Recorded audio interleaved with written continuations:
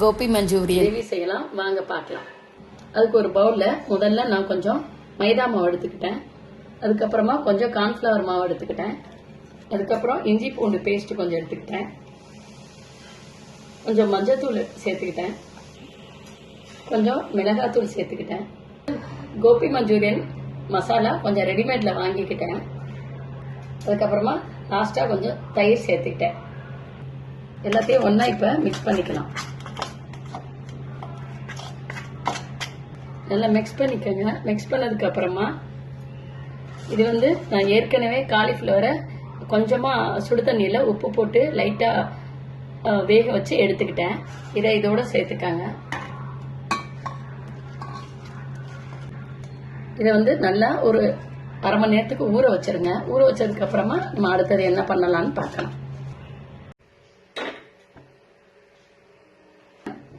ஒரு கடாயில் எண்ணெயை காய வச்சுக்கோங்க. எண்ணெய் காய்ஞ்சதுக்கு அப்புறம் நம்ம மிக்ஸ் பண்ணி வச்சுருக்க காலிஃப்ளவரை போட்டு கொஞ்சம் ஃப்ரை பண்ணி எடுத்துக்கோங்க.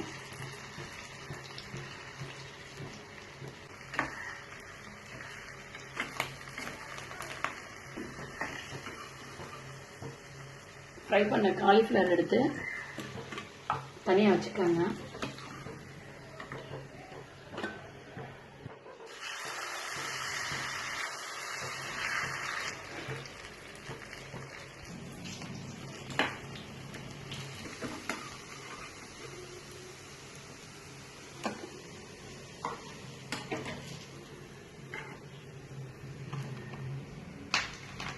கடாய் சூடானோன்னு ஏற்கனவே நம்ம பொரிச்சு எடுத்து வச்ச அந்த மீத ஆயிலே 2 ஸ்பூன் விடுங்க.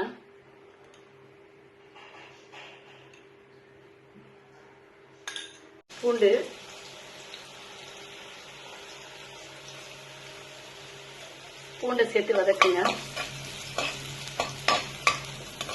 சேர்த்துக்காங்க.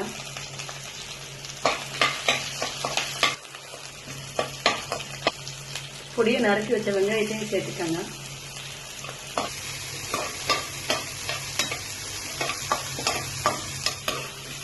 அரைச்சும் விழுதா வச்சிருக்கேன், அதையும் சேர்த்து வதக்கிடுங்க.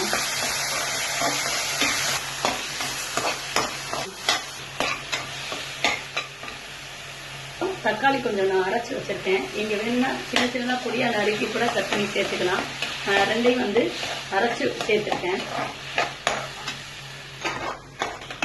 உப்பு சேர்த்து வதக்கிக்கோங்க, சீக்கிரம் வதங்கிடும்.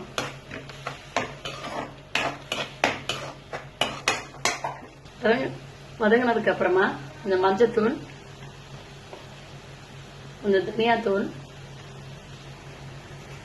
கொஞ்சம் கரம் மசாலா, கொஞ்சம் மிளகாத்தூள்,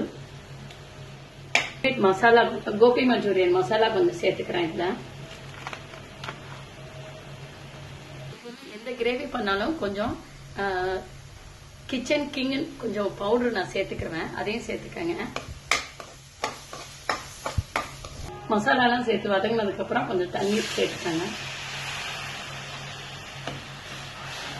நமக்கு கிரேவி எந்த அளவுக்கு வேணுமோ அந்த அளவுக்கு தண்ணியும் சேர்த்துக்கங்க.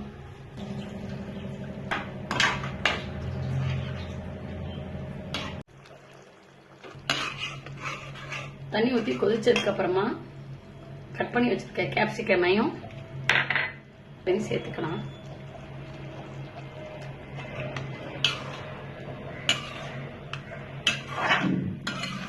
இதுல நான் ரெட் சில்லி சாஸ் சேர்க்கிறேன். இந்த மாதிரி சேர்த்துக்காங்க. அதுக்கப்புறமா சோயா சாஸ் சேர்க்கிறேன்.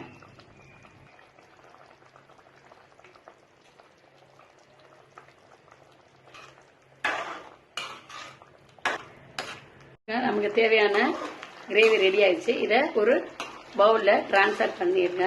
அதுக்கப்புறம் சப்பாத்தியோட வச்சு சாப்பிட்டு பார்த்துட்டு டேஸ்ட் எப்படி இருக்குன்னு எனக்கு கமெண்ட் பண்ணுங்க. Thank you so much.